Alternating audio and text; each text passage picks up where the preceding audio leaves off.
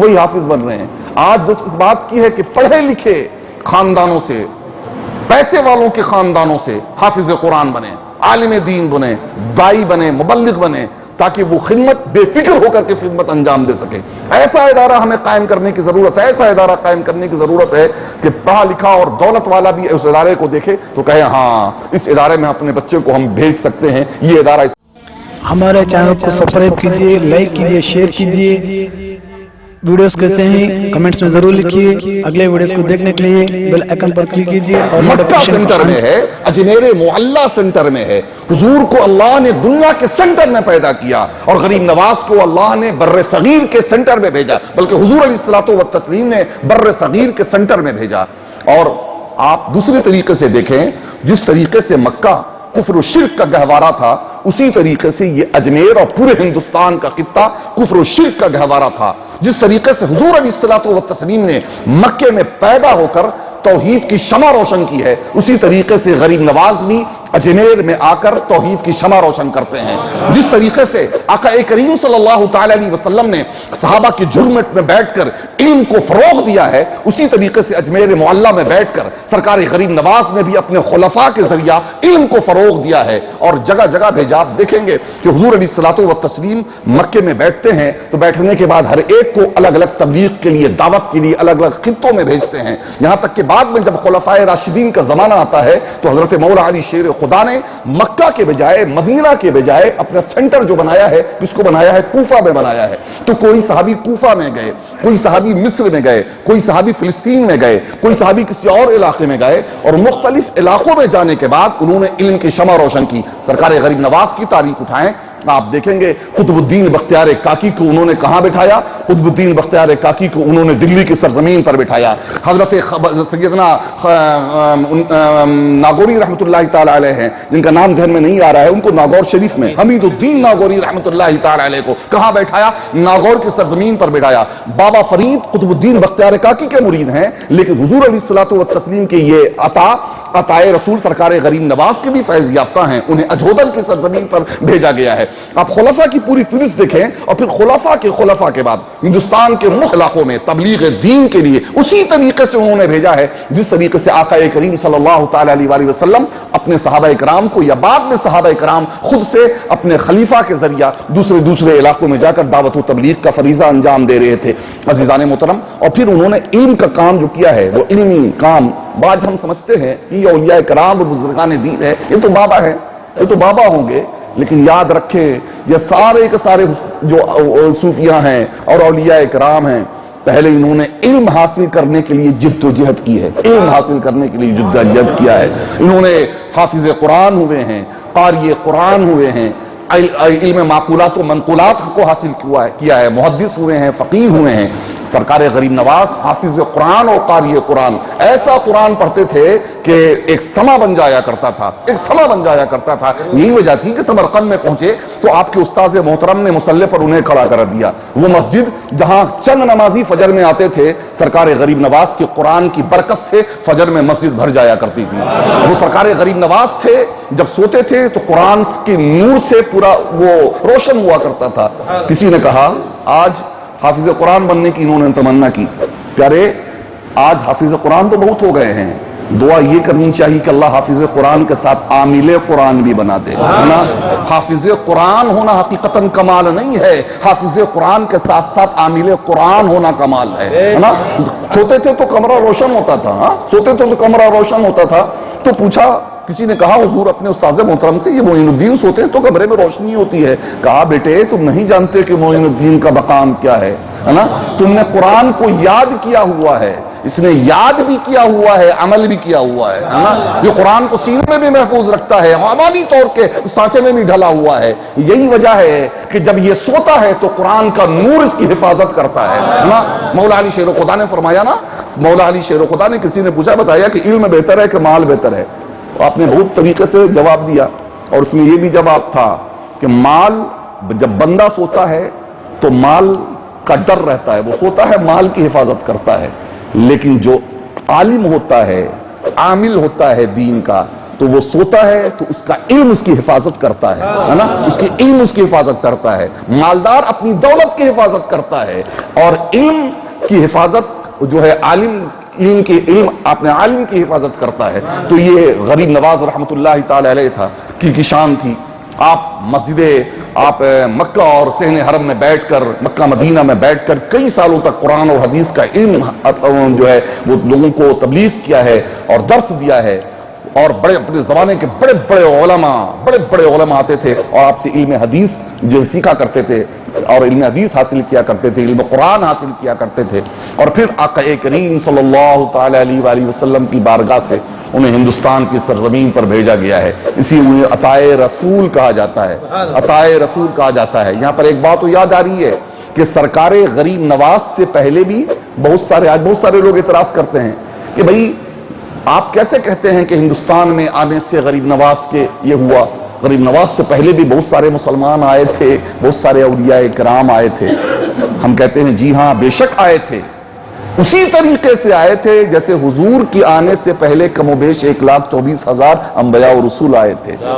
حضور سے پہلے بے شک حضرت نوح بھی آئے، حضرت ادریس بھی آئے، زکریا بھی آئے، داؤد بھی آئے، سلیمان بھی آئے، موسیٰ بھی آئے، ہارون بھی آئے، شعیب بھی آئے، حضرت عیسیٰ بھی آئے علیہ السلام. سب کے سب آئے، بے شک آئے. لیکن حضور علیہ الصلوۃ والتسلیم حضور جب آئے اور سب کے سب آئے تو الگ الگ خطے کے لیے آئے، ایک علاقے کے لیے آئے. لیکن جب حضور آئے تو ارسلت الی الخلق کافہ بن کر آئے، ہے نا، تمام مخلوق کے لیے رسول بن کر آئے، تمام جو ہے روئے زمین کے لیے اجالا بن کر آئے، تمام روئے زمین کے لیے روشنی بن کر آئے، قیامت تک کے لیے آئے. اسی طریقے سے یقیناً سرکار غریب نواز سے پہلے بہت سارے اولیاء کرام تشریف لائے ہوئے تھے. داتا گنج بخش لاہور میں تھے، حضرت سید مسعود سالار غازی رحمت اللہ علیہ بہرائچ شریف میں تھے، اور دیگر بہت سارے مقامات پر اولیاء کرام تھے. لیکن وہ اپنے علاقے کے لیے تھے، وہ اپنے علاقے کے لیے تھے. سرکار غریب نواز آئے تو وہ عطائے رسول بن کر آئے، سلطان الفہند بن کر کے آئے، سارے ہندوستان کے لیے آئے، قیامت تک کے لیے آئے. یہی وجہ ہے کہ جب تک ہندوستان کی سرزمین پر انسانیت زندہ رہے گی، انسان رہے گا، جب تک سرکار غریب نواز رحمت اللہ تعالی علیہ کی شان ولایت زندہ رہے گی، شان ولایت رہے گی. آج کی سرزمین پر، آج کے اس دور میں جبکہ ہمیں ٹارگٹ کیا جا رہا ہے، ہمیں نشانہ بنایا جا رہا ہے، باوجود اس کے دلی سے چادر اجمیر بھیجی جا رہی ہے آپ کو خوش کرنے کے لیے، آپ کے ووٹ کے لیے. ارے اس نے پہلے ہی کہہ دیا کہ ہمیں آپ کا ووٹ نہیں چاہیے. پھر کس لیے؟ وہ جانتے ہیں کہ یہ وہ در ہے کہ جہاں سے بادشاہی ملا کرتی ہے، بادشاہی چھنا کرتی ہے نا. وائس رائے آف انڈیا تھا لارڈ کرزن، جب وہ انگلینڈ پہنچا، برطانیہ پہنچا تو کہا بچاؤ ہندوستان میں تم نے کیا دیکھا؟ کہا 2 قبریں دیکھی، ایک بادشاہ کی قبر، ایک فقیر کی قبر. ایک بادشاہ جب تک تھا قبر کے اوپر، زمین کے اوپر تھا، بڑے تنتنے اور جاہ و جلال کے ساتھ تھا، بڑی شان اس کی تھی. قبر تو اس نے بہت اپنی عمدہ بنا لی ہے، عمارت تو بڑی عمدہ بنا لی ہے، دفن ہے. لیکن لوگ تماشا تو دیکھنے کے لیے جاتے ہیں، عقیدت کا نذرانہ لے کر نہیں جاتے. لیکن ایک فقیر کی قبر دیکھی جو پھٹے پرانے فقیرانہ لباس میں رہ کر جس نے زندگی کے شب و روز گزارے، لیکن قبر میں جانے کے بعد آج قبر کے اندر سے وہ سارے ہندوستان پر حکومت کر رہا ہے، سارے ہندوستان پر حکومت کر رہا ہے. یقیناً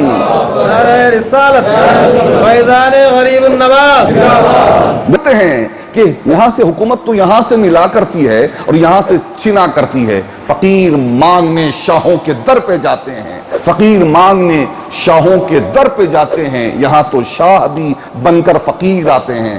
یہ سرکار غریب نواز رحمت اللہ تعالی علیہ کا علمی کمال، روحانی کمال اور ساری چیزیں تھی. وہ سرکار غریب نواز کی آپ تعلیمات کا ذخیرہ دیکھیں، کس طریقے سے آپ نے علم حاصل کرنے، خدمت انسانیت کے لیے، خدمت خلق کے لیے، نیک کاموں کے لیے کی توجہ دلائی ہے. وہ سب ہمیں ازبر کرنے کی ضرورت ہے، یاد کرنے کی ضرورت ہے. فرمایا سنو، اللہ کے بندوں کی مدد کرنا نفل نماز پڑھنے سے کہیں بہتر ہے، نفل نماز پڑھنے سے بہتر ہے. یہ وجہ تھی کہ اگر آپ نماز میں بھی ہوتے اور کوئی ضرورت مند حاجت مند آ جاتا تو حال یہ ہوتا کہ نماز آپ چھوڑتے, پہلے اس کی ضرورت پوری کرتے اور پھر آ کر کے نماز کے لیے کھڑا ہوا کرتے. اور یاد رکھیں, یہ غریب نواز کا طریقہ کوئی نیا طریقہ نہیں ہے, بلکہ حقیقت تو یہ ہے کہ یہ سرکار دو عالم صلی اللہ تعالی علیہ وسلم کا طریقہ ہے, کیونکہ حضور علیہ الصلوۃ والتسلیم کو اللہ نے رحمت للعالمین بنا کر بھیجا, رحمت للمسلمین بنا کر نہیں بھیجا. اور یہ جو بزرگوں میں جو جلوہ نظر آتا ہے, یہ آقا کریم صلی اللہ تعالی علیہ وآلہ وسلم کی اسی شان رحمت للعالمین کا جلوہ ہے کہ جو کچھ غوث اعظم کو دیا گیا, کہیں بایزید بستامی کو کچھ دیا گیا, کچھ جنید بغدادی کو دیا گیا, کچھ غریب نواز کو دیا گیا, کچھ محبوب الہی کو دیا گیا, کچھ اور دیگر بزرگوں کو تقسیم کیا گیا. یہ سب حضور علیہ الصلوۃ والتسلیم کی شان رحمت للعالمین ہے. یہی وجہ ہے کہ بزرگوں کی تاریخ پڑھ جائیں, سارے بزرگوں کا مشن ایک ملے گا, اور وہ کیا؟ خدمت خلق, خدمت انسانیت, اللہ کے بندوں کے کام آنا. یہی وجہ ہے کہ مخدوم جہاں حضرت سیدنا شیخ شرف الدین احمد یحییٰ منیری رحمۃ اللہ تعالی علیہ, جس کا تعلق ہمارے شہر بہار شریف سے ہے. یہ بہار شریف سے میں اسٹیٹ بہار نہیں بول رہا ہوں, بلکہ صوبہ بہار میں یہ شہر بہار شریف ہے. اور بتا دوں میں کہ یہ آفیشیلی اس کے ساتھ شریف لگا ہوا ہے. ہم اجمیر کے ساتھ اپنی عقیدت میں شریف بولتے ہیں, آفیشیلی نہیں ہے نا. کلیر کے ساتھ آفیشیلی نہیں ہے نا, دیگر کچھوچا کے ساتھ آفیشیلی نہیں ہے, لیکن یہ بہار ہے کہ جس کے ساتھ آفیشیلی شریف لگا ہوا ہے. آفیشیلی سلطان مخدوم جہاں شیخ شرف الدین احمد یحییٰ منیری, بڑے پائے کے بزرگ, اور ان کی عظمت کا اندازہ اسی سے کر سکتے ہیں کہ مخدوم کچھوچا حضرت مخدوم اشرف جہانگیر سمنانی رحمۃ اللہ تعالی علیہ, ان کا نام سن کر ان کے بیعت ہونے کے لیے ان سے پہنچے تھے, بیعت ہونے کے لیے. آپ کا انتقال ہو گیا, آپ نے بتا دیا تھا فلاں سید زادہ آ رہا ہے, وہ میری نماز جنازہ پڑھائے. نماز جنازہ پڑھائی, اکتساب فیض کیا, 40 دن چلہ کش رہے. وہاں سے اشارہ ملا کہ جاؤ پنڈوا, مخدوم علاء الحق کیا تمہارا حصہ ہے. اور وہاں سے پھر بیعت ہوئے, پھر واپس آئے, کچھ تبرکات ملی, اور پھر اس کے بعد آپ واپس تشریف لائے. ان کی کتاب ہے مکتوبات صدی, مکتوبات دو صدی, مخ المعانی, معدن المعانی, سب کتابیں ہیں. اردو خواہ حضرات جو اردو پڑھنا جانتے ہو نا, وہ ان کتابوں کا مطالعہ کرنے کی کوشش کریں, کیونکہ یہ کتابیں وہ کتابیں ہیں کہ جن کتابوں کو پڑھ کر نہ جانے کتنوں نے سلوک کی راہیں طے کی ہیں, سلوک کی منزلیں طے کی ہے. اور میں بتاؤں نا, ہمارا کتابوں سے تعلق ٹوٹ گیا ہے, تعلق ٹوٹ گیا ہے. الحمدللہ رب العالمین, یہاں بڑے اردو پڑھنے لکھنے والے لوگ ہیں, ہمیں خوشی ہوئی کہ اردو پر یہاں لوگ جاننے والے ہیں, لیکن اردو سے تعلق کہیں نہ کہیں ہمارا کمزور ہو گیا ہے پڑھنے لکھنے سے, بالخصوص اس اینڈرائیڈ موبائل نے. آج ہمیں چاہیے, ضرورت اس بات کی ہے کہ ہم اچھی سنگت اور اچھی صحبت اختیار کریں, کیونکہ ان اولیاء کرام کی تاریخ آپ پڑھیں گے, اس مقام اور مرتبے تک جو پہنچے ہیں نا, یہ مقام اور مرتبے تک صحبت میں, اچھی صحبت کے ذریعہ پہنچے ہیں. یہ صحابہ بھی صحابہ بنے ہیں تو یہ صحابی اسی لیے بنے ہیں کہ حضور کی صحبت انہیں میسر آئی ہے نا. صحبت سے ہے نا صحابی, صحبت سے حضور کی صحبت انہیں ملی ہے. یہی وجہ ہے کہ کوئی صحابی جس نے کوئی عمل نہ کیا ہو, کوئی عمل نہ کیا ہو, ایمان لائے اور پھر شہید ہو گئے, ایسے صحابی ہوئے ہیں. ایمان لائے اور اس کے بعد دنیا سے رخصت ہو گئے, نہ نماز کا موقع ملا, نہ قرآن کی تلاوت کا موقع ملا, نہ کسی اور عمل کا موقع ملا. لیکن وہ صحابی کا مرتبہ بھائی, اس صحابی کا مرتبہ بھی یہ ہے کہ بڑے سے بڑا غوث قطب بھی ان کے قدموں کی دھول تک نہیں پہنچ سکتا ہے. کیوں؟ کیونکہ ایمان کی حالت میں انہوں نے آقا کریم صلی اللہ تعالی علیہ وسلم کے جلوہ زیبا کی زیارت کی ہے نا. ایمان کی حالت میں حضور کے جلوہ زیبا کی زیارت کی ہے, اسی بنیاد پر ان کو یہ مقام حاصل ہوا ہے. یہی وجہ ہے کہ بڑے نازک ترین دور سے ہم گزر رہے ہیں. آج صحابہ اور اہل بیت میں جھگڑے لوگ کرا رہے ہیں نا, صحابہ کے قد کو ناپنے کی کوششیں ہو رہی ہیں. اللہ کے بندو, ہم انہیں ان کے عمل کی بنیاد پر انہیں نہیں مانتے, بلکہ حضور کی صحبت اور سنگت کی بنیاد پر ہم صحابہ اکرام کی قدر اور عزت اور تکریم کیا کرتے ہیں. یہ بات ذہن نشین رکھیں. تو اب حضور علیہ الصلوۃ والتسلیم کے بعد صحابہ اکرام بھی سنگت اور صحبت میں بیٹھا کرتے تھے. سرکار غریب نواز کیسے بنے, اس کو بھی سمجھنے کی ضرورت ہے. اپنے پیر و مرشد سیدنا خواجہ عثمان ہرونی رحمۃ اللہ تعالی علیہ کی خدمت میں ایک زمانے تک رہے, ایک زمانے تک. خود فرماتے ہیں کہ میں ان کے برتن اور میں ان کے سامان کو لے کر سر پر رکھ کر کے چلا کرتا تھا. پیدل سفر ہوتا تھا اور سر پر وہ سامان رکھ کر چلتے تھے, تو سامان کی مٹھلی اور ڈھیر کی بنیاد پر سر کے بال ان کے اڑ چکے تھے, سر کے بال اڑ چکے تھے. ابھی رک جا بھائی, اب کیا بے قیم کام کرنے لگتے ہیں آپ بھی. سر کے بال ان کے اڑ چکے تھے.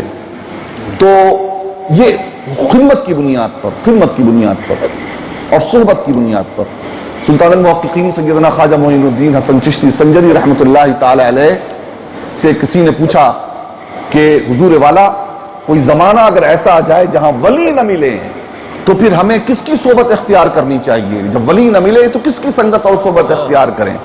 بڑی پیاری بات آپ نے کہی. سنو, اگر اولیاء کرام تمہیں ظاہری طور پر نہ ملیں تو اولیاء کرام کی کتابوں کا ایک جزو روزانہ پڑھ لیا کرو, ان ولیوں کی صحبت کا فیض تمہیں مل جائے گا, ہے نا. ایک جزو پڑھ لیا کرو. یقیناً آپ دیکھیں کیمیاء سعادت, احیاء العلوم شریف وغیرہ آپ اٹھا کر پڑھیں گے, معلوم ہوگا کہ حجت الاسلام امام غزالی کی صحبت میں بیٹھے ہوئے ہیں, ہے نا. آپ غنیت الطالبین پڑھیں گے, معلوم ہوگا غوث اعظم کی محفل میں بیٹھے ہوئے ہیں. آپ حضرت دیگر بزرگوں کی کتابیں اسی طریقے سے پڑھیں گے, معلوم ہوگا ان کی سنگت اور ان کی صحبت ہے. اسی لیے کہا گیا ہے کہ بدعقیدوں کی کتابیں نہ پڑھو, کہیں ایسا نہ ہو کہ ان کی صحبت اور ان کی تعلیم کی بنیاد پر تم بے دین ہو جاؤ, بدعقیدگی آ جائے. اس لیے نہ ان کی تقریریں سننا اور ان کی کتابوں سے پڑھنے سے بچنے کے لیے اسی لیے کہا گیا ہے. اور سنیے, اور آگے بڑھاتے ہیں. آپ حضور علیہ الصلوۃ والتسلیم کی صحبت تو ہمیں مل نہیں سکتی ہے, لیکن مل سکتی ہے. حضور کی صحبت میں کون نہیں بیٹھنا چاہتا ہے؟ ارے بیٹھنا چاہتے ہیں نا, کون نہیں بیٹھنا چاہتا ہے؟ حضور کی صحبت میں اگر بیٹھنا چاہتے ہیں نا تو حضور علیہ الصلوۃ والتسلیم کی سیرت کی کتاب اٹھائیں اور حضور کی کوئی حدیث پاک اٹھائیں, ان احادیث اور حضور کی سیرت کا مطالعہ کریں. آپ کو معلوم ہوگا کہ حضور کی صحبت میں ہم بیٹھے ہوئے ہیں. دائیں ابو بکر ہیں, بائیں عمر ہیں, کہیں عثمان بیٹھے ہیں, کہیں سیدنا مولا علی بیٹھے ہیں, اور کونے میں کہیں اس فقیر بھی بیٹھا ہوا ہے. اور حضور علیہ الصلوۃ والتسلیم ارشاد فرما رہے ہیں, المسلم من سلم المسلمون باللسان ویدہ, مسلمان وہ ہے کہ جس کی زبان اور جس کے ہاتھ سے دوسرے مسلمان محفوظ رہیں. تو حضور کی سیرت اور حضور کی حدیث کے مطالعہ سے آپ کو حضور کی صحبت کا فیض حاصل ہوگا. اور سنو, کون نہیں چاہے گا کہ وہ اللہ تبارک و تعالیٰ کا قرب حاصل کرے, ہے نا. کون نہیں چاہے گا کہ اللہ سے بات کرنا چاہے؟ کوئی شخصیت آ جاتی ہوگی آپ کے شہر میں تو ہر بندہ چاہتا ہوگا کہ اس سے بات کرنے کا ذرا موقع ہمیں مل جائے, ذرا تھوڑی دیر ان کے ساتھ بیٹھنے کا موقع مل جائے. ہر بندہ چاہتا ہے نا. پیر صاحب آ گئے, مریدوں کی خواہش ہوتی ہے کہ تھوڑا سا وقت ہمیں مل جائے. میں آپ کو بتاتا ہوں کہ وہ رب جس نے پیروں کو پیری عطا کی ہے, غوثوں کو غوثیت عطا کی ہے, کتبوں کو قطبیت عطا کی ہے, نبیوں کو نبوت عطا کی ہے, وہ اللہ تبارک و تعالیٰ کی کتاب کلام ہے, قرآن مجید ہے. اس قرآن مجید کی تلاوت کریں گے تو آپ اللہ تبارک و تعالیٰ کی صحبت میں بیٹھ جائیں گے, ہے نا.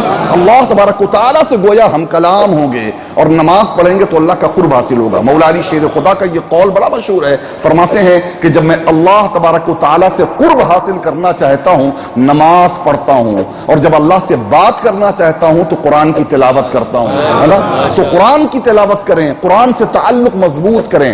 آج اپنے بزرگوں کی کتابیں, دوسری کتابیں ہم بہت پڑھتے ہیں, نعت ہم بہت پڑھتے ہیں. یقیناً نعت پڑھنی چاہیے, لیکن حضور کی کوئی بھی نعت قرآن جیسی نعت نہیں ہے نا. قرآن جیسی نعت نہیں ہے جو اللہ تبارک و تعالیٰ نے حضور علیہ الصلوۃ والتسلیم پر نازل فرمایا ہے. کیا ہی بہتر ہو کہ ایک ختم قرآن اور ایک پارہ قرآن پڑھنے کے بجائے ایک آیت ہم قرآن سمجھ کر اور سیکھ کر پڑھیں. آج 90% ایسے لوگ ہیں جنہیں صحیح سے قرآن پڑھنا نہیں آتا, صحیح سے قرآن نہیں. عالمون تعلمون کا معاملہ ہوتا ہے. حال یہ ہوتا ہے, بڑے پڑھے لکھے صاحب ہیں, والد صاحب کا انتقال ہو گیا, والدہ دنیا سے رخصت ہو گئی, تو مدرسے سے بچوں کو بلا لیا. مدرسے بھی اللہ ماشاءاللہ اسی لیے کھلے ہوئے ہیں کہ جہاں قرآن خوانی ہوگی تو بکنگ میں یہ لڑکے چلیں گے. اس لاک ڈاؤن میں بہت سارے مدرسے چھپ چھپا کے چل رہے تھے. وجہ کیا؟ ارے بھائی بڑا برا حال ہے, قرآن خوانی میں کم از کم ان بچوں کو بھیج کر تو کام چلا لیں گے. حال یہ ہوتا ہے کہ 10 سال تک وہ بچہ قرآن خوانی پڑھتا رہا, قرآن پڑھنا نہیں آیا, حافظ قرآن نہیں بننا سکا. میں بڑی افسوس اور المیہ ہے کہ امت کے بچوں کے ساتھ کس طریقے سے کھلواڑ کیا جا رہا ہے, قرآن کے ساتھ مذاق بنایا جا رہا ہے. دوسروں سے قرآن پڑھوا رہے ہیں لیکن خود قرآن پڑھنا نہیں آتا. یہاں تک کہ وہ باپ سے محبت کرنے والا بچہ, باپ مر گیا ہے, کھڑا ہوا ہے خاموشی کے ساتھ, دعا جنازہ یاد نہیں. میں نے کہا زندگی میں تو دھوکہ دیتا رہا, مرنے کے بعد بھی جنازے پر کھڑا ہو کر باپ کی میت کو دھوکہ دیتا ہے. کاش کاش کم از کم جنازے کی دعا تو یاد کر لی ہوتی. کیوں یہ ذمہ داری کس کی ہے؟ کس کی ذمہ داری ہے؟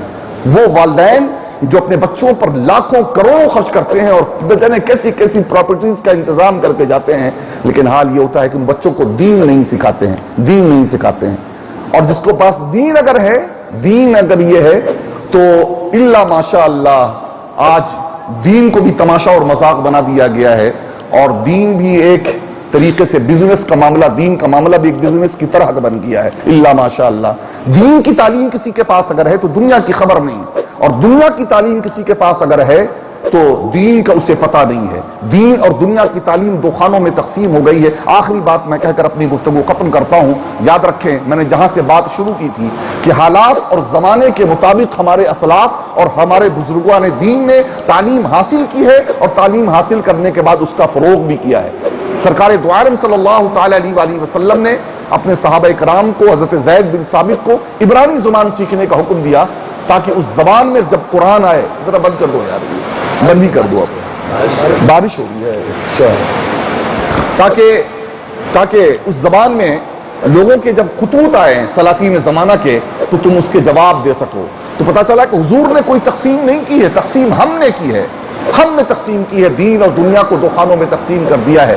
آپ تاریخ اٹھائیں گے تو دیکھیں گے کہ 100-150 سالوں میں مسٹر اور ملا کی لڑائی چل رہی ہے. مسٹر اور ملا، کوٹ پینٹ والے اور کرتا پیجامہ والوں کی لڑائی چل رہی ہے.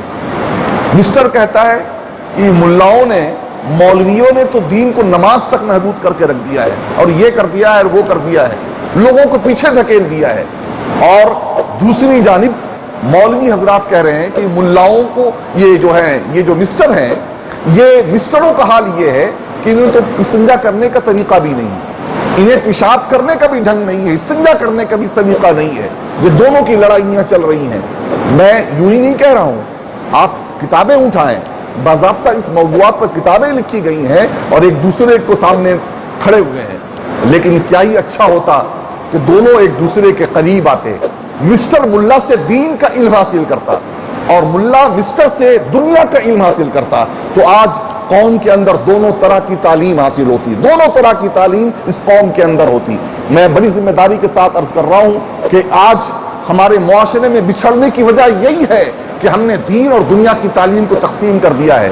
ہمارے بادشاہوں نے بھی، آپ بادشاہوں کو دیکھیں، ہمارے بادشاہوں نے اور آج کے دولت مندوں نے بھی خرچ کرتے ہیں، بلڈنگ بنانے میں خرچ کرتے ہیں، لیکن تعلیم کے فروغ کے لیے ہم کتنا خرچ کر رہے ہیں بتانے کی ضرورت نہیں. شاہجہاں نے لال قلعہ بنا دیا اور اپنی بیگم کی یادگار میں اس نے تاج محل بنا دیا. میں گیا تھا جوناگڑھ، گجرات میں ایک شہر ہے جوناگڑھ، اور اس جوناگڑھ میں ایک پرانی مسجد ہے عالی شان جس کو آثار قدیمہ گورنمنٹ نے اپنے قبضے میں لے لیا ہے. خیر یہ ہے کہ نماز کم از کم وہاں ہو رہی ہے.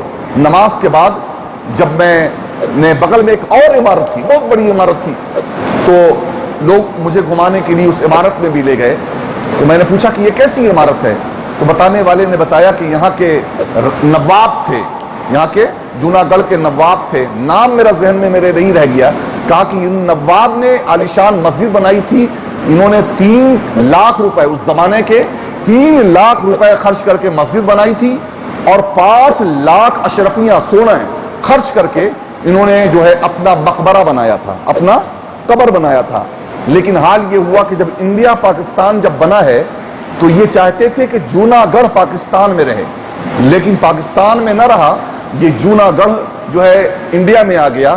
تو جناب یہ اپنی بنائی ہوئی بلڈنگ، عمارت، اپنے مقبرہ کو چھوڑ کر یہ پاکستان چلے گئے اور اس پراپرٹی پر حکومت نے قبضہ کر لیا ہے. یہ پورا مقبرہ جو تھا وہ کھنڈر بنا ہوا تھا. میں جب سوچنے لگا تو آج بھی جب میں سوچتا ہوں تو رونگٹے میرے کھڑے ہو جاتے ہیں. کاش ان نواب صاحب نے اپنا مقبرہ بنانے کے بجائے کوئی کالج اور یونیورسٹی بنا دی ہوتی تو آج مسلمانوں کا حال یہ نہیں ہوتا جو آج ہندوستان میں ہے. سر سید احمد خان، جن کے عقیدے سے ہمیں اختلاف ہے، بے شک اختلاف ہے، لیکن یہاں عقیدے کا معاملہ نہیں ہے. کسی غلط آدمی کے بھی کوئی اچھا کام کرے تو اس اچھے کام کو ایکسپٹ کرنا چاہیے. سر سید احمد خان نے مسلم یونیورسٹی بنائی ہے. آج کے اس ہندوستان کی سرزمین پر مسلمانوں کی ناک یونیورسٹی ہے، وہ مسلمانوں کی ناک ہے. یہی وجہ ہے کہ اسلام دشمن طاقت مسلم دشمن جو ہیں اس یونیورسٹی پر بھی اپنی غلط نظر رکھتے ہیں۔ یوپی میں اعظم خان کے ساتھ جو ہوا ہے، کیوں ہوا ہے؟ وجہ یہ ہے کہ انہوں نے مولانا جوہر یونیورسٹی قائم کی۔ ان کا جرم یہ تھا کہ قوم کو پڑھانا لکھانا چاہتے تھے، اس جرم میں انہیں جیل کے سلاخوں کے پیچھے ڈال دیا ہے۔ اور رامپور کے بے شرم مسلمانوں کی ایک بڑی تعداد ایسی ہے کہ جو اعظم خان کا جرم گنانے میں لگی ہوئی ہے کہ اعظم خان نے یہ غلط کیا، یہ غلط کیا، یہ غلط کیا۔ اس نے ہزار کام غلط کیے ہوں گے، لیکن کیا یونیورسٹی بنانے کا کام بھی اس کا غلط تھا؟ چاہیے تھا کہ قوم اس کے ساتھ کھڑی ہوتی۔ آج اس ہندوستان کے سرزمین پر ایک ایک کو چن چن کر ٹارگٹ بنا کیا جا رہا ہے، لیکن ہر ایک سوچ رہا ہے ہم تو خیریت سے ہیں، ابھی تو حملہ دوسرے کے اوپر ہو رہا ہے، ابھی تو حملہ دوسرے کے اوپر ہو رہا ہے۔ آپ کرناٹک کی سرزمین پر ہیں، حقیقت یہ ہے کہ مسلمانوں کو غیروں سے زیادہ اپنوں سے نقصان پہنچا ہے۔ آپ اس کرناٹک کی سرزمین پر ہیں، آپ خود جانتے ہیں کہ سلطان ٹیپو کی تلوار اگر ٹوٹی ہے تو کسی انگریزوں نے نہیں توڑی ہے بلکہ غداروں نے ٹوٹی ہے، مسلم غداروں نے ٹیپو سلطان کی تلوار ٹوٹی ہے، ورنہ آج بابائے قوم گاندھی نہیں ہوتا بلکہ ٹیپو سلطان ہوتا۔ لیکن ہمارے قوم نے غداری کی اور اس کی بنیاد پر یہ صورتحال ہمیں دیکھنی پڑی ہے۔ عزیزان محترم، ہم کہتے ہیں کہ جس زمانے میں شاہ جہاں بادشاہ تاج محل بنا رہا تھا، کاش وہ تاج محل بنانے کے بجائے کیوں یونیورسٹی بنا دیتا۔ ہو سکتا ہے آپ میں سے کوئی یہ کہے کہ اس زمانے میں یونیورسٹیوں کا تصور نہیں تھا، لیکن میں آپ کو تاریخ کے حوالے سے عرض کر رہا ہوں کہ جس زمانے میں وہ تاج محل بن رہا تھا اسی زمانے میں لندن میں کیمبرج اور آکسفورڈ یونیورسٹی بن رہی تھی۔ کاش اس کو دیکھ کر شاہ جہاں بادشاہ نے کوئی یونیورسٹی بنائی ہوتی تو آج عقیدت کے ساتھ شاہ جہاں کا نام لیا جاتا۔ یہ صحیح ہے کہ انہوں نے مسجدیں بھی بنائی ہیں، لیکن ہم نے بڑی بڑی پراپرٹیاں مسجدیں بنا کر کے ہم نے بڑی بڑی پراپرٹیاں صرف 2 رکعت نمازوں کے لیے وقف کر دیا ہے۔ میں یہاں پر بھی عرض کرنا چاہتا ہوں، بہت سارے ٹرسٹی اور مسجدوں کے ذمہ داران یہاں موجود ہوں گے، اور ابھی چونکہ یہاں پر ریکارڈ بھی ہو رہا ہے یا آن لائن ہو رہا ہے تو ہو سکتا ہے کہ میری گفتگو کو دور دور تک سنا جائے۔ میں بڑی ذمہ داری کے ساتھ عرض کر رہا ہوں کہ یہ کانسیپٹ جو صرف نماز اور 2 رکعت نماز کے لیے ہم جو مسجدوں کو ہم نے خاص کر دیا ہے، یہ کنسپٹ بھی سنت کے خلاف ہے، سنت نہیں ہے یہ، کیونکہ حضور علیہ الصلوۃ والتسلیم جو مسجد نبوی تھی وہ مسجد نبوی صرف 2 رکعت 4 رکعت نمازوں کے لیے نہیں تھی، بلکہ مسجد نبوی میں جہاں عبادت گاہ تھی وہیں مسجد نبوی تعلیم گاہ بھی تھی، وہیں مسجد نبوی خانقاہ بھی تھی، وہیں مسجد نبوی میں جو ڈیلیگیشن آتے تھے حضور علیہ الصلوۃ والتسلیم ان ڈیلیگیشن سلاطین زمانہ کے ڈیلیگیشن سے ڈسکس بھی کیا کرتے تھے، وہیں میدان جنگ کا نقشہ بھی تیار کیا جاتا تھا، مقدمات کے فیصلے بھی مسجد نبوی میں ہوا کرتے تھے، اور آقا کریم صلی اللہ تعالی علیہ وسلم امت کے ہر مسئلے کا حل کہاں کرتے تھے؟ اسی مسجد نبوی میں بیٹھ کر کیا کرتے تھے۔ لیکن بعد کے دور میں کیا ہوا؟ بعد کے دور میں صرف اور صرف 2 رکعت نمازوں کے لیے مسجدیں رہ گئیں۔ میں بڑی ذمہ داری کے ساتھ عرض کر رہا ہوں کہ کاش بابری مسجد کے ساتھ ساتھ اگر کوئی انسٹیٹیوٹ ہوتا، کوئی ادارہ ہوتا، کوئی یونیورسٹی ہوتی، کوئی کالج ہوتا، کوئی اور تنظیم ہوتی تو آج بابری مسجد کا وہ حشر نہیں ہوتا اور ہمیں اس کا مرثیہ نہیں پڑھنا ہوتا۔ آج اسی لیے ہوا ہے کہ ہم نے مسجدوں کے دائرے کو محدود کر دیا ہے۔ میں جہاں بھی جاتا ہوں، میں مسجدوں جن کے پاس بڑی پراپرٹیاں ہیں، میں مسجدوں کے ذمہ داروں سے عرض کرتا ہوں کہ اللہ کے لیے اب ہوش کے ناخن لیں، اور اپنے ان مسجدوں کے پاس اگر آپ کی پراپرٹیز ہیں، دائرہ بڑا ہے، وقت جگہ بڑی ہے، تو اس کو آپ ایک عملی طور پر اسے ایک اچھا ادارہ بنائیں جہاں دین کی تعلیم بھی ہو، دنیا کی تعلیم بھی ہو۔ آج یقیناً حافظ قرآن بننے چاہیے، یقیناً عالم دین بننے چاہیے، یقیناً اس گئے گزرے دور میں جو لوگ اپنے ڈرائنگ روم میں بیٹھ کر علماء پر تنقیدیں کرتے ہیں، حفاظ اور قرہ پہ تنقیدیں کرتے ہیں، ان پروفیسروں نے کیا کیا ہے؟ میں بڑی ذمہ داری کے ساتھ کروں، ان انجینئروں نے کیا کیا ہے؟ کتنے ڈاکٹروں نے کیا کیا ہے؟ میں پوچھنا چاہتا ہوں کہ ہمارا کتنا جو انٹلیکچوئل جو ہے طبقہ، وہ کتنوں نے کیا کیا؟ پڑھا لکھا ایجوکیٹڈ طبقہ کس نے کیا ہے؟ ڈرائنگ روم میں بیٹھ کر تنقید کرنا، اس کے علاوہ کچھ نہیں کیا ہے۔ آج امت کو کچھ بچا رکھا ہے، اگر کسی نے بھی اس بچا رکھا ہے تو حقیقت یہ ہے کہ ٹوٹی چٹائی پر بیٹھنے والے ان علماء کرام نے بچا رکھا ہے، یہ علماء کرام نے بچا رکھا ہے، لیکن ان کے اپنے وسائل محدود ہیں، ان کے اپنے दायरे महदूद हैं। अगर ये पढ़ा लिखा अहले सरवत हजरात इन उलमा के साथ खड़ा होता तो आज इनकलाब बर्पा होता। आज जरूरत इस बात की है कि हमारे मुस्लिम नौजवानों के एक हाथ में कुरान हो और दूसरे हाथ में साइंस हो। और मैं अर्ज कर दूं कि मैं सिर्फ तकरीर करने वालों में से नहीं हूं, तकरीर किया नजराने लिए और चलते बने। मैं जितनी तकरीर नजराने वाली करता हूं उससे कहीं ज्यादा बगैर नजराने वाली तकरीर करता हूं। ये गवाह है, मैं 2-3 दिनों से घूम रहा हूं, कितने नजराने लोगों ने दिए हैं और कितनी मैंने तकरीरें की हैं। तो अज़ीज़ाने मोहतरम, मैं इसलिए अर्ज कर रहा हूं कि अल्हम्दुलिल्लाह रब्बिल आलमीन, जमीन पर मैं कुछ करने का कायल हूं, जमीन पर कुछ करने का आदी हूं। तहरीक पैगाम इस्लाम झारखंड में काम कर रही है, जहां हम खिदमत खल्क का काम कर रहे हैं, जहां दीनी इस्लाही हम काम कर रहे हैं, वहीं दीनी तालीम और मॉडर्न एजुकेशन को हम गले मिलाकर कुछ करना चाहते हैं। हिंदुस्तान की सरजमीन पर हम इसमें कोशिश में लगे हुए हैं। चुनांचे 8 साल 9 साल 10 साल का अगर कोई बच्चा है, गौर से सुने, 8 साल 9 साल 10 साल का कोई बच्चा है, उस 8 साल और 10 साल के बच्चे को हम अपने यहाँ लेंगे। और बल्कि हमने एडमिशन भी शुरू हो गया है, पढ़ाई लॉकडाउन की वजह से रुक गई थी, वरना ये सिलसिला शुरू हुई है। उस 8 से 10 साल के बच्चे को हाफिज कुरान बनाने के साथ साथ हम उसे 5 साल 7 साल में जहां वो हाफिज कुरान बनेगा, वह इंशाअल्लाह तबारक व तआला वो मैट्रिक भी कर लेगा, वो 10th भी कर लेगा, वो 10वीं पास भी कर लेगा। हो सकता है कि आप में से बात कहें कि बड़ा ये टफ है, बात लोग कहते हैं कि हिफ्ज के साथ साथ कुछ चलना बड़ा मुश्किल काम है। लेकिन मैं आपको बताऊं, अल्हम्दुलिल्लाह मैं भी हाफिज कुरान हूं। मैं जानता हूं कि हाफिज कुरान का वक्त कितना इस्तेमाल होता है, कितना जाया होता है। हजरत मैं जानता हूं, क्योंकि मैं देखता हूं कि एक हाफिज कुरान, एक बच्चा जो है फजर के बाद बिठाया गया तो हाल ये होता है कि जो 10 बजे तक अगर किसी ने सबक का मौका नहीं सुनाया है, उससे उम्मीद फजूल है कि वो 11 बजे और 12 बजे सुनाएगा, है ना। 2 घंटे उसके खराब होते हैं, वो 2 घंटे। और रात में जो मगरिब से इशा का वक्त अहम होता है, इशा के बाद के जो वक्त होता है वो स्कूलिंग तालीम के लिए वो चल सकता है। इसलिए ये सिस्टम लेकर के चल रहे हैं कि इंशाअल्लाह तबारक व तआला आहिस्ता आहिस्ता बच्चा हाफिज कुरान भी, मैट्रिक भी। इसी तरीके से इस्लामिक स्कूल में एक बच्चे को हम 6 में लेंगे, 6 7 8 9 10। तो इस 5 साल में इंशाअल्लाह तबारक व तआला जब बच्चा 10th करेगा, वही 10th के साथ साथ वो आधा आलिम भी हो जाएगा। और आधा आलिम ऐसा होगा जो बहुत सारे सनद याफ्ता आलिमों से इंशाअल्लाह वो बेहतर होगा। और फिर उस बच्चे को गाइडलाइन के जरिया जिस फील्ड में वो जाना चाहता है, डॉक्टर बनना चाहता है, इंजीनियर बनना चाहता है, लॉयर बनना चाहता है, या किसी और फील्ड में जाना चाहता है, उस फील्ड में उस बच्चे को हम भेजेंगे। साथ ही हमारा ये भी प्रोग्राम है कि इंशाअल्लाह तबारक व तआला अनकरीब उन्हीं बच्चों में से 15 से 20 बच्चे हम सिलेक्ट करेंगे और उन्हें यूपीएससी की तैयारी के लिए तैयार करेंगे, है ना। आईएएस और आईपीएस उन्हीं बच्चों में से हम बनाएंगे। हाफिज कुरान, आलिम दीन, प्लस वो आईएएस बनेगा। और आईएएस बनने के बाद जब जिस जगह पर बैठेगा तो इंशाअल्लाह तबारक व तआला वो दीन का नुमाइंदा होगा, वो सच्चा मुसलमान होगा। जहां वो देश भक्त होगा वहीं वो दीन भक्त भी होगा, वो इस्लाम भक्त भी होगा। आज देश भक्ति तो है लेकिन दीन भक्ति खत्म हो गई है। आज जरूरत इस बात की है कि दीन भक्ति वाले नौजवान पैदा किए जाएं। आज 40-44 हमारे आईएएस आईपीएस होते हैं तो हम खुश हो जाते हैं, उससे हम शेयर करते हैं कि 40 44 45 50 हमारे आईएएस आईपीएस हुए हैं। लेकिन नाम मुश्ताक मीरा कुमारी से शादी कर ली।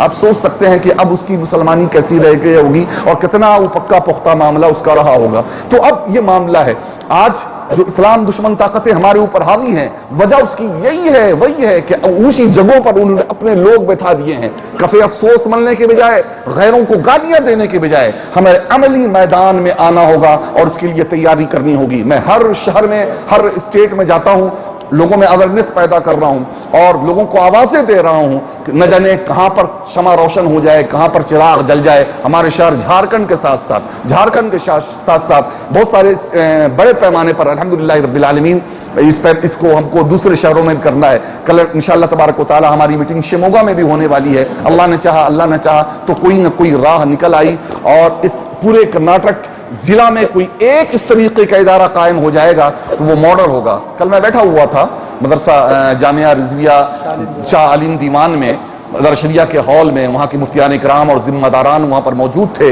मैंने यही बात रखी है कि जो रिवायती मदरसे हैं, जो रिवायती मदरसे चल रहे हैं, अगर हम लोगों ने उसका ढर्रा नहीं बदला, कर्नाटक में हमने भाई मदरसा खोला है, बच्चे कहाँ के, बंगाल के हैं, बच्चे कहाँ के हैं तो यूपी के हैं। चिराग तले अंधेरा, अल्लाह के बंदे, चिराग तले अंधेरा। यकीनन वहां के बच्चे पढ़ रहे हैं, ठीक है, वेलकम, लेकिन बच्चे यहाँ के भी तो पढ़ने चाहिए। दौलत वाले एक भी नहीं, पैसे वाले एक भी नहीं, इल्मी घराने से एक नहीं, बेचारे गांव देहात के एकदम कोई ऑप्शन नहीं है जिनके पास, वही पढ़ने के लिए हमारे आ रहे हैं, वही हमारे आलिम बन रहे हैं, वही हाफिज बन रहे हैं। आज जो इस बात की है कि पढ़े लिखे खानदानों से, पैसे वालों के खानदानों से हाफिज कुरान बने, आलिम दीन बने, दाई बने, मुबल्लिग बने, ताकि वो खिदमत बेफिक्र होकर के खिदमत अंजाम दे सके। ऐसा इदारा हमें कायम करने की जरूरत है, ऐसा इदारा कायम करने की जरूरत है कि पढ़ा लिखा और दौलत वाला भी उस इदारे को देखे तो कहे हाँ, इस इदारे में अपने बच्चे को हम भेज सकते हैं, ये इदारा इस लायक है कि यहाँ एडमिशन कराया जाए, और उस इदारे में वो एडमिशन कराए। हमें इस तरफ तवज्जो देने की जरूरत। और सरकार गरीब नवाज, कुछ लोगों की ख्वाहिश है कुछ सवाल करने की। अच्छा ठीक है। सरकार गरीब नवाज रहमतुल्लाहि ताला अलैह का ये मिशन जो था वो करामतों, सिर्फ करामत दिखाने का मिशन न था। बहुत गौर से सुन लें, सरकार का मिशन सिर्फ करामत दिखाने का मिशन न था। अकीदत के 2-4 शेर मैं पेश करता हूँ आपकी बारगाह में, जिसमें करामतें भी आ जाएंगी, और फिर उसके बाद आपके सवाल होंगे, मैं कोशिश करूंगा जवाब दे दूं। अली नहीं हूं, अली का गुलाम हूं। अली की शान थी कि सलूनी माशी, तुम कहते थे जो चाहो मुझसे पूछ लो, है ना। हो सकता है बहुत सारे सवाल जवाब आपके पास ना हो, क्योंकि हजरत इमाम अहमद बिन हंबल के बारे में गालिबन है कि किसी ने 100 सवाल किए और 199 जवाब में आपने कहा कि ला इल्म, मैं नहीं जानता, है ना, मैं नहीं जानता। इसलिए हर सवाल के बारे में जो कहे मैं जानता हूं और हर सवाल जवाब देने की कोशिश करे, हकीकतन वो जाहिल है, वो आलिम नहीं है।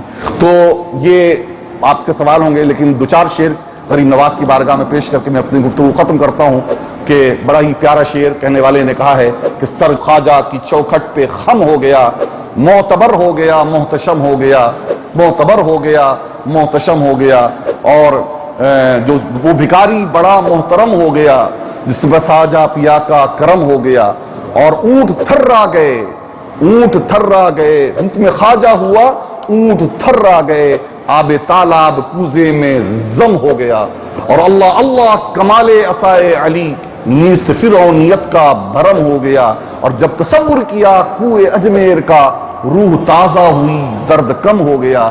सरकार गरीब नवाज रहमतुल्लाहि ताला अलैह ने सिर्फ जो है करामतें नहीं दिखाई हैं, और हकीकत यह है कि बुजुर्गों की करामतों से उन्हें नहीं पहचाना जा सकता, बल्कि उनको पहचानने के लिए उनकी इस्तकामत को देखने की जरूरत है। तो उन्होंने हालात और जमाने के मुताबिक दावत और तबलीग का फरीज़ा अंजाम दिया था। हमें भी हालात और ज़माने के मुताबिक इस खिदमत को अंजाम देने की कोशिश करनी चाहिए। अल्लाह पाक हम सब पे करम फरमाए, और हम सबको बुजुर्गों से, सारे बुजुर्गों से, सारे मशाइख से सच्ची अक़ीदत व मोहब्बत अल्लाह तबारक व तआला हमें अता फरमाए। अगर आप में से कोई कुछ पूछना चाहता हो, अगर कोई कुछ पूछना चाहता हो तो पूछ सकता है। मैंने एक बात अर्ज की थी कि कोई अगर चाहता है कि हुजूर की सोहबत में बैठें तो हुजूर की हदीस पाक का मुताला करें। ये दरस रसूल है। क़िबला वालिद गिरामी रहमतुल्लाहि ताला अलैह, हज़रत क़िबला वालिद गिरामी मदज़िलुल आली नूरानी की ये तसनीफ़ है, और अल्हम्दुलिल्लाह रब्बिल आलमीन बहुत मकबूल है।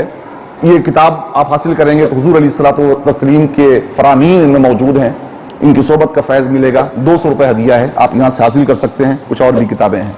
बहरहाल अब आप में से कोई अगर कुछ पूछना चाहता है, ये जामे शहूद है, 20 रुपये इसका हदिया है। ये गर्चे पुराना हो गया है, लेकिन ये रोजनामा अखबार नहीं है, बल्कि दीनी मज़ामीन का मजमुआ है, और दीनी मज़ामीन कभी पुराने नहीं होते, इसलिए इसे आप भी हासिल कर सकते हैं। कोई अगर कुछ पूछना चाहता है, कोई सवाल मेरे अपने कॉन्सेप्ट के हवाले से, अपना जो मैंने खाका पेश किया उस हवाले से, या दीगर कुछ आपको कोई मसला है, कोई ऐसा मामला है दुनियावी एतबार से, किसी एतबार से, आप पूछ सकते हैं। शुरू मामला ये होता है किसी की लोग चाह कर भी पूछने की हिम्मत नहीं करते, खड़े नहीं होते हैं, झिझक महसूस करते हैं। तो अपने यहाँ मैंने एक डब्बा बनवा कर रखा हुआ है कि अगर पूछ नहीं सकते तो डब्बे सवाल आप डब्बे में डाल दें। तो खैर उसका एहतमाम नहीं हो पाया है। अच्छा, कुछ ये भी होता है कि कोई 1-2 सवाल जब शुरू होता है तो फिर लोग खत्म होने का नाम नहीं लेता है, तो हर कोई इंतजार में है कि कुछ पूछे तो फिर हम बाद में पूछेंगे, फिर हम बाद में पूछेंगे। वक्त कम है, इसलिए जल्द अज जल्द। चलिए ठीक है, इंशाअल्लाह तबारक व तआला सलाम और दुआ के बाद में थोड़ी देर इंशाअल्लाह हम रहेंगे इधर। कुछ और समझना चाहते हैं, कुछ और ये करना चाहते हैं।